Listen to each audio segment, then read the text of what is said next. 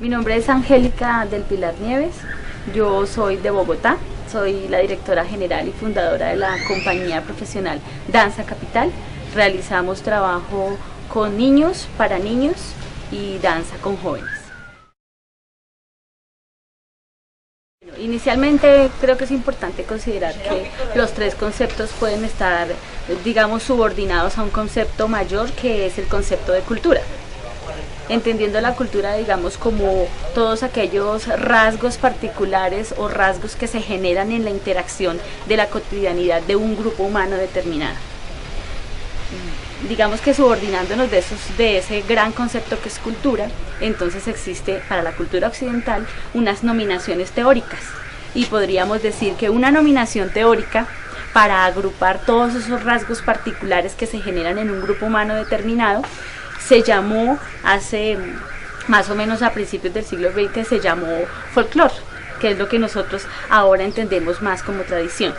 En esa medida yo entiendo o yo concibo la danza tradicional como esa expresión, esa manifestación de la corporeidad, entendiendo corporeidad como esos rasgos que me hacen parte, que me identifican con un grupo humano determinado.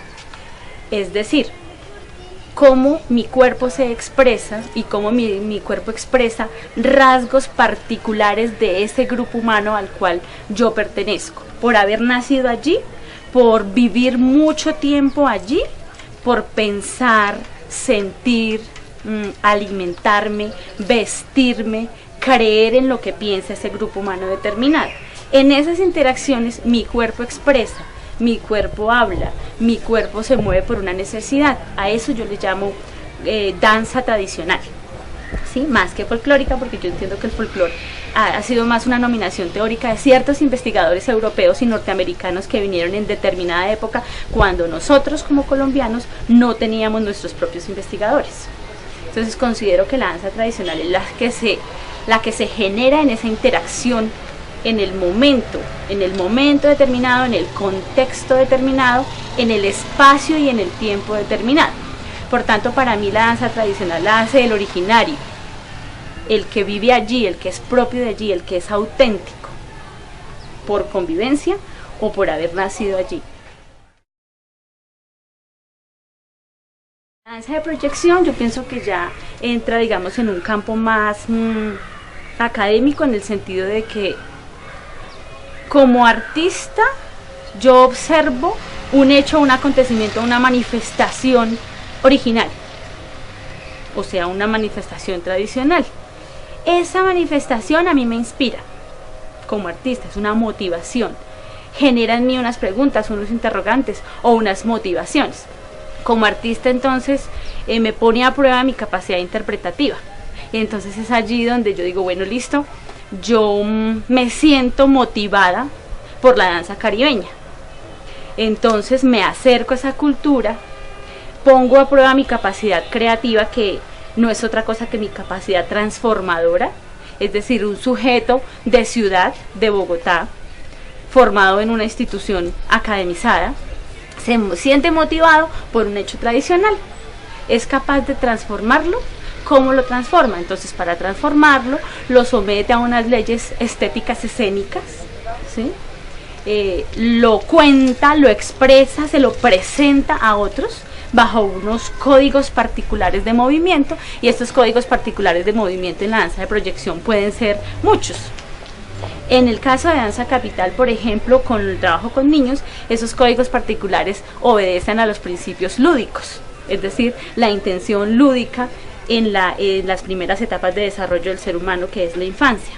Para otras agrupaciones esos códigos particulares de movimiento pueden ser, digamos, otras técnicas.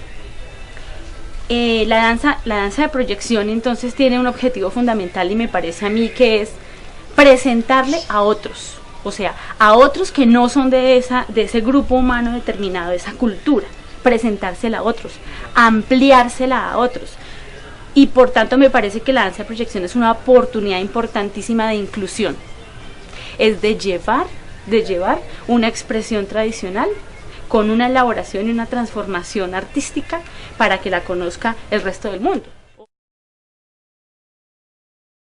Pienso que el ballet folclórico obedece, digamos, ya a un código de movimiento particular, que es la inclusión del ballet clásico, y entonces ponen a conversar digamos que dos universos, porque la tradición como tal se genera en la vivencia, en la experiencia, en el empirismo, se genera por naturaleza, por la interacción misma. Mientras que el ballet clásico, pues claro, ya es una codificación técnica del movimiento. Existen pues muchos estudios en diferentes países del mundo y definitivamente en Europa están pues los precursores del ballet clásico. Digamos que ya hay una técnica escrita, ya hay una técnica clara, y entonces son bailarines, directores que vienen de esa escuela clásica en una técnica, entrenados, que se mueven bajo esos códigos de movimiento, que se mueven bajo esa técnica, y que han hecho, se han sentido inspirados, ¿sí? Se han sentido inspirados por un hecho tradicional y no lo han contado en el lenguaje, digamos, en una función del lenguaje del ballet clásico. En nuestro país, por ejemplo, considero que eso obedece a unas intenciones políticas de crear una identidad nacionalista en determinado momento histórico de nuestro país. Así como cuando se hizo el himno nacional, cuando se creó el escudo, entonces también hay una intención política de nuestros gobernantes cuando económicamente apoyan los grandes ballets que inician acá en Colombia, y hay una intención nacionalista definitivamente para que nosotros, los que vivimos en este territorio llamado Colombia, nos sentamos identificados.